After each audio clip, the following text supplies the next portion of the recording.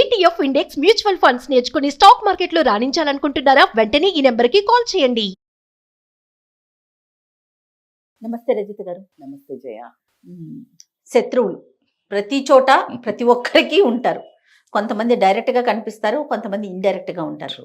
కానీ చెప్తారు చూడండి, డైరెక్ట్గా కనిపించే శత్రువుతో పోరాడొచ్చట. Absolutely true. మనకి బ్యాక్ ఎండ్ ఉండే శత్రువుని మనం ఏమీ చేయలేము కదా. 100% చాలా డేంజర్. పొడిచే వాళ్ళను గుర్తించలేకపోతాం.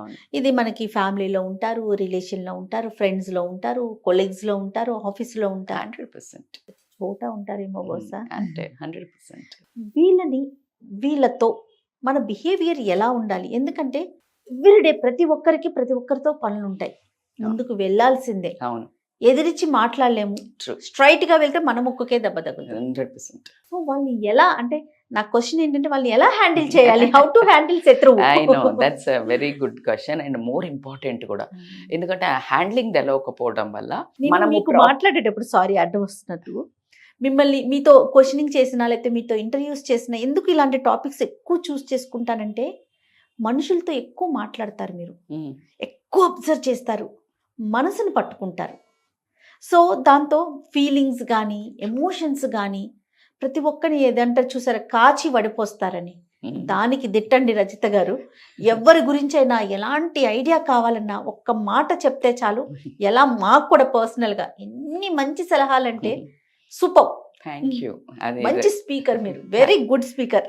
అది ఆ విషయాలను పట్టుకోవాలి అంటే ఎదుటి మనిషికి ఫస్ట్ అవగాహన ఉండాలి. ఇప్పుడు నేను బాగా చెప్తాను అంటే అసలు బాగా చెప్పే మాటల మీద మీకు అవగాహన ఉంది కాబట్టి మీరు పట్టుకున్నారు. దీనికి ఆల్రెడీ ఎంతమందికి తెలిసిన స్టోరీ అయినా నేను దాంతో స్టార్ట్ చేస్తాను. ఫర్ ఎగ్జాంపుల్, ఒక రాయి అక్కడ పడి ఉంది.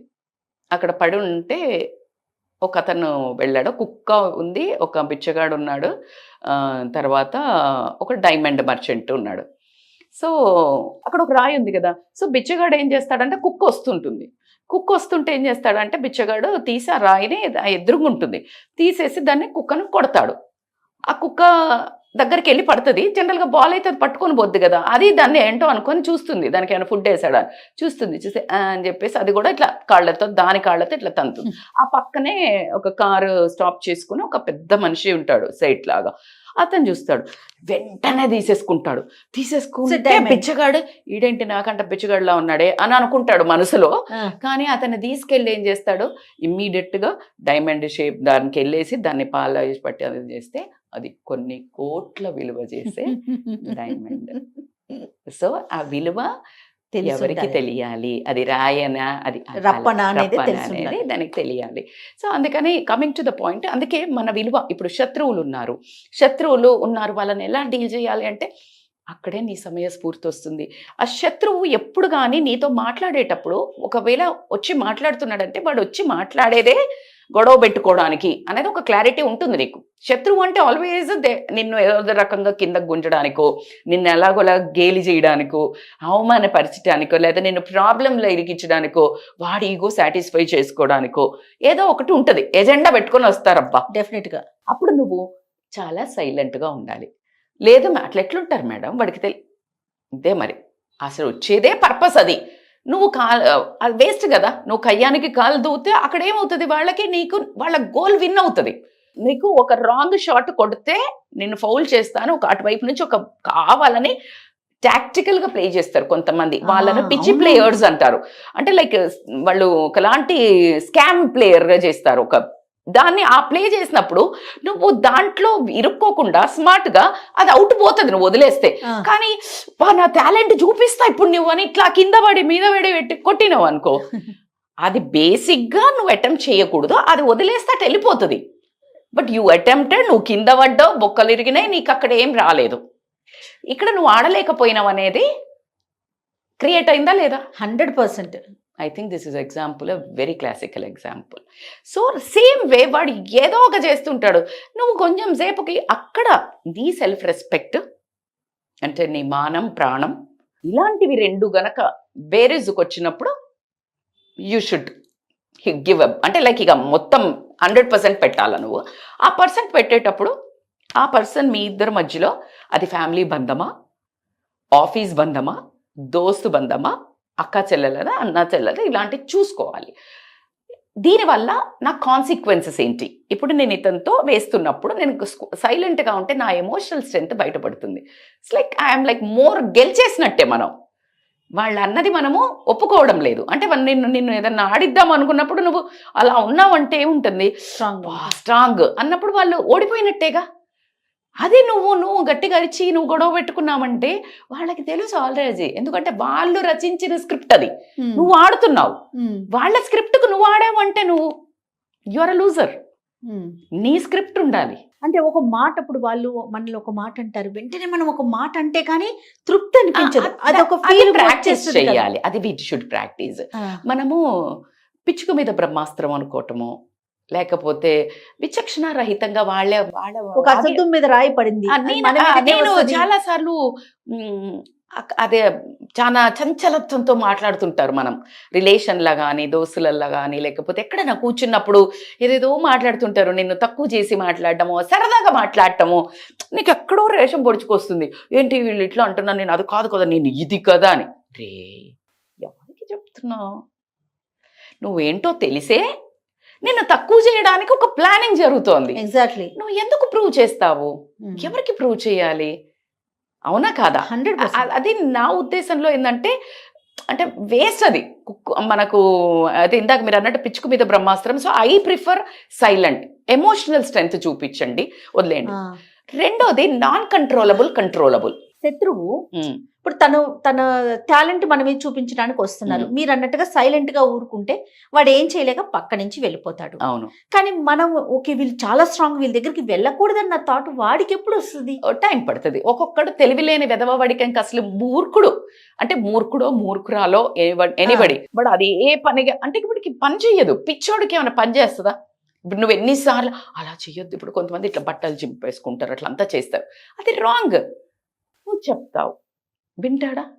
2 సార్లు చెప్తావు, 3 సార్లు చెప్తావు, మంచిగా చెప్తావు, ఎన్నిసార్లు చెప్తావు, వినడు. ఎందుకంటే ఇంక వాడికి రోగం నయం అవ్వని రోగం ఉంది. అది వాడి ప్రాబ్లం. నువ్వు ఇదే పని ఎంతమందిని మదరింగ్ చేస్తావు? ఎంతమందిని నువ్వు నేర్పించుకుంటూ పోతావు? నీ పని ఏంటి? నీ గోల్ ఏంటి? What's your goal? నీ గోల్కి అడ్డం పడుతున్నాడా? Then treat. Sit and confront. అది కూర్చొని మాట్లాడండి. అరే చూడమా, ఐ థింక్ నీకు నాతో కొంచెం ఏదో ప్రాబ్లం ఉన్నట్టు అర్థమవుతుంది. బెటర్ నా వేలకు రాకు అంటే అది వదిలించుకునేది అసలు వాళ్ళు మన గోల్లో మనలో కనిపించరు అంటే రిలేషన్ కట్, డివోర్స్ అంతే. ఆ ఫ్రెండ్ వేస్ట్. ఇప్పుడు దోస్తు ఉన్నారు, నీకు పనికి రావడం కంటే ఎక్కువ నిన్ను కిందికి గుంజుతున్నారు, నిన్ను హర్ట్ చేస్తున్నారు. Immediately disconnect, immediately declutter. 3 declutter చేయాలబ్బా. ఫిజికల్గా డీక్లటర్, లోపల చెత్త చెదారం వేయటం బంద్ చేయాలి. మెంటల్ డీక్లటర్, ఇట్లాంటి టాక్సిక్ రిలేషన్షిప్స్ని కట్ డౌన్ చేయాలి. నీ social declutter, emails, WhatsApp messages, ఎవరెవరు నాన్ సెన్స్ ఊరికే పంపిస్తారు, దానికి నువ్వు టైం పాస్ మెసేజెస్ చేయడానికి ఎంత టైం వెయిట్ చేస్తావు? This is a very very important point you should understand. So ఈ శత్రువులు అనే వాళ్ళను నువ్వు కంట్రోల్ చేయగలుగుతావా లేదా? నీ ఫ్యామిలీ మెంబర్స్ అయితే ఫస్ట్ ఆన్సర్ మీకు. ఫ్యామిలీ మెంబర్స్లో తప్పదు, జీవించాలి. కానీ ఇందాకే చెప్పాను, మాన ప్రాణాల మీదకి వచ్చినప్పుడు అది ఎవరైనా ఒకటే, అంతా ఒకటే, బేర్ చేయొద్దు. సో అది కాబట్టి నువ్వు వాళ్ళని డీల్ చేసే విధానాన్ని ఆలోచించుకోండి. లేదు ఇట్లాగే పిచ్చి పిచ్చిగా అరుస్తారు, వాళ్ళ మీనింగ్ అది కాదు, ఏదో వాగుతుంటారు అని అనుకుంటే గనక వాళ్ళతో కమ్యూనికేషన్ తగ్గించండి. అంటే ఇప్పుడు రోజులో ఒక 10 సార్లు కలిసేది ఉంటే తప్పనిసరి పరిస్థితుల్లో 2 సార్లు కలవండి. ఆ టైంలో 10 నిమిషాలు కలిస్తే 1 నిమిషం కలవండి. You will avoid. అండ్ వాళ్ళు ఏదైనా మాట్లాడినప్పుడు నువ్వు ఆన్సర్ చేయటం బంద్ చేయండి. ఓకే. ఇప్పుడు నేను మిమ్మల్ని అనగానే నేను అది కాదు అట్లా ఇట్లా ఎందుకు, అదే ఇందాక నేను అడిగిన క్వశ్చన్, ఎందుకు ఆన్సర్ చేస్తున్నావు? వాళ్ళకి తెలిసే అడుగుతున్నారు. ఇప్పుడు నీ గురించి తెలియని వాళ్ళకంటే చెప్పొచ్చు, తెలిసిన వాళ్ళు మళ్ళీ మళ్ళీ అడిగితే నువ్వు you are wasting time. Just avoid.